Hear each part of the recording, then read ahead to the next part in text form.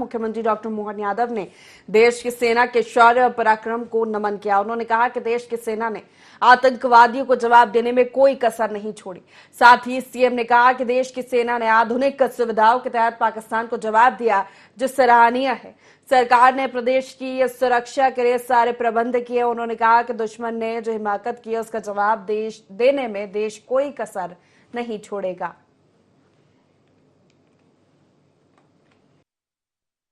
नापाक पाक ने जो हरकत की है, यशस्वी प्रधानमंत्री और हमारी सेना, दोनों सरकार और सेना ने मिलकर जिस प्रकार से उसका मुंहतोड़ जवाब दिया और उनके होश फाख्ता कर दिए, हमारे लिए ये चुनौती का समय भी है, लेकिन देश की सेना और यशस्वी प्रधानमंत्री के कुशल नेतृत्व का गर्व का क्षण भी है।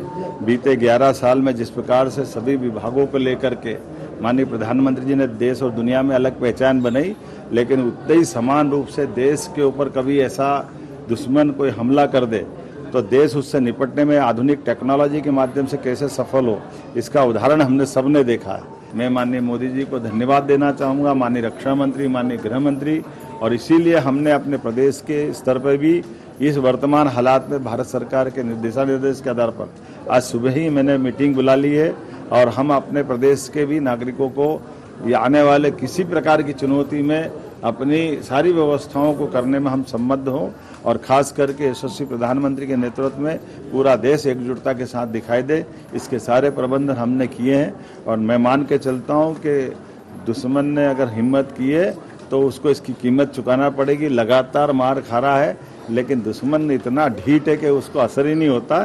कोई बात नहीं, हम एक बार फिर पाकिस्तान को उसकी करने की कीमत चुकाने के लिए मजबूर करेंगे। मेरी अपनी ओर से सेना के इस शौर्य और पराक्रम की माननीय प्रधानमंत्री जी और सेना सभी को बधाई।